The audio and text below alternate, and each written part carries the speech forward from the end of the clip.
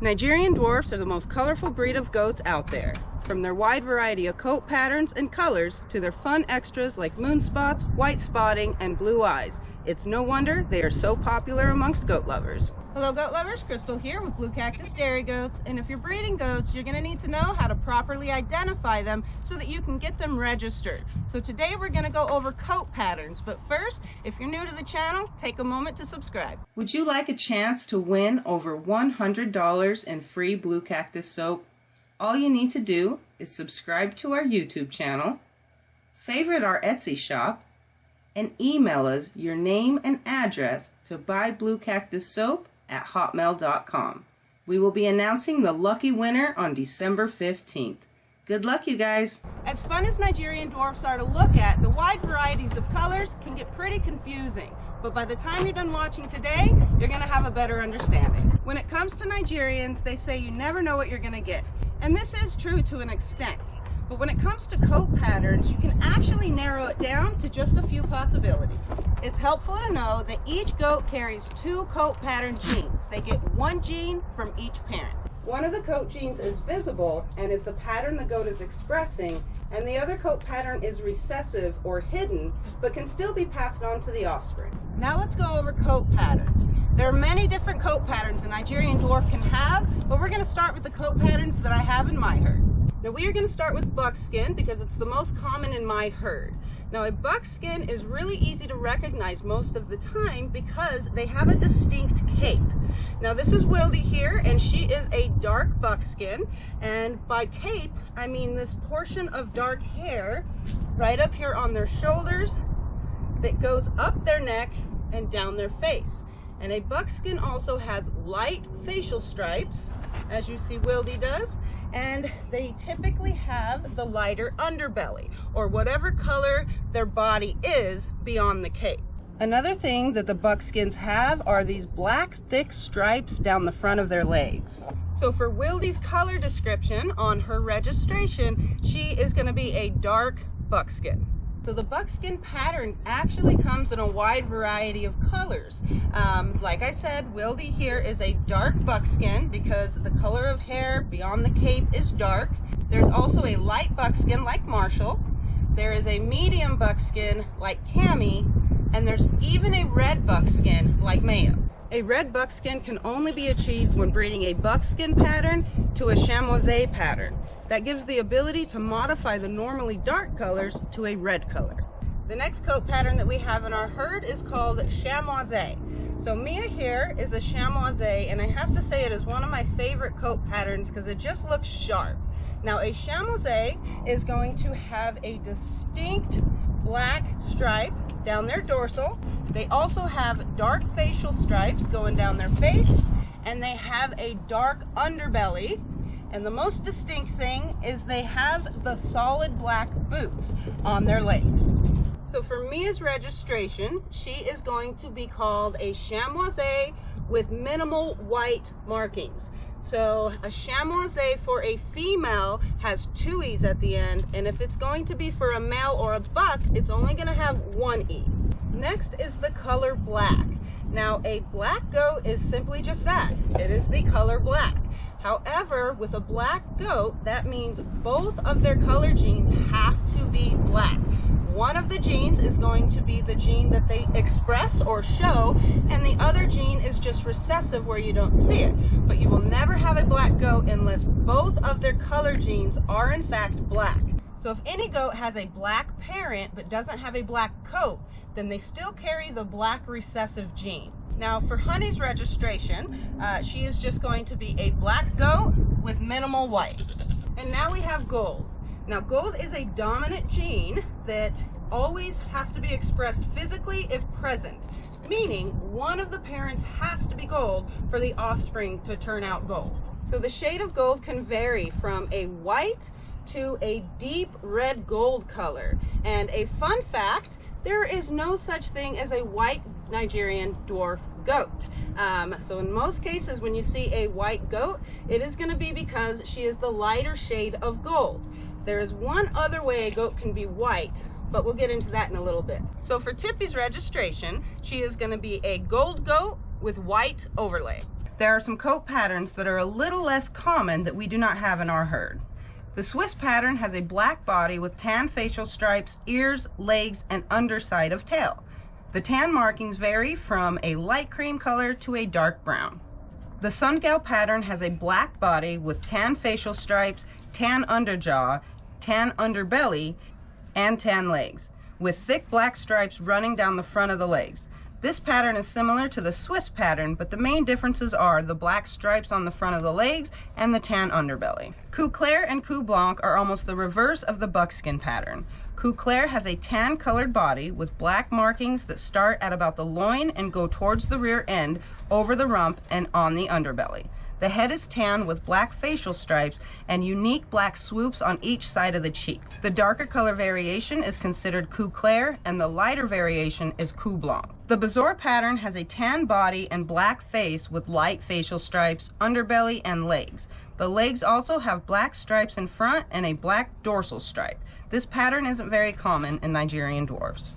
There is also the possibility in combined coat patterns. What this means is a goat is expressing a mixture of each of its two coat pattern genes. We won't go into more detail about the combined patterns because the possibilities are almost endless, but just so you know, that can happen. So now that we went over coat patterns, let's talk about modifiers. A modifier simply modifies the existing coat color. And because modifiers are dominant genes, at least one parent must express this trait. The chocolate modifier is pretty common in Nigerian dwarf goats. This is where the normally black areas of a coat is changed to a chocolate brown color. Sometimes dark tan areas can be modified to the chocolate color as well. Chocolate can range from a light, almost lavender color like Piper to a dark brown color. Here is a perfect example of the chocolate modifier. Where this goat would be solid black, she has the chocolate modifier and is a beautiful dark brown. Now let's talk about the silver modifier. Silver is a unique modifier because it changes the color of the goat across the entire body. So the silver modifier doesn't just target one color like the chocolate modifier targets black, it targets all colors. And because silver is a dominant gene, one of the parents has to be silver to pass it on. Now there are a few fun extras, as I like to call them. Depending on how extreme these extras are, it can sometimes make a base coat pattern hard to see or figure out. First is the white spotting. The white spotting is actually the lack of pigmentation or color, and whenever there is white spotting, you will see pink skin. White spotting can range from one small spot to covering the entire body. This would be the only other instance a Nigerian may appear white. As I mentioned previously, the gold coat color can be as light of a shade as white, but it is in fact gold. And in the instance of white spotting, it is the lack of color. So again, there is no such thing as a white Nigerian dwarf. And then we have moon spots. I am a big fan of the moon spots because they're just fun and pretty. Moon spots are just roundish colored spots that can't be white or on white.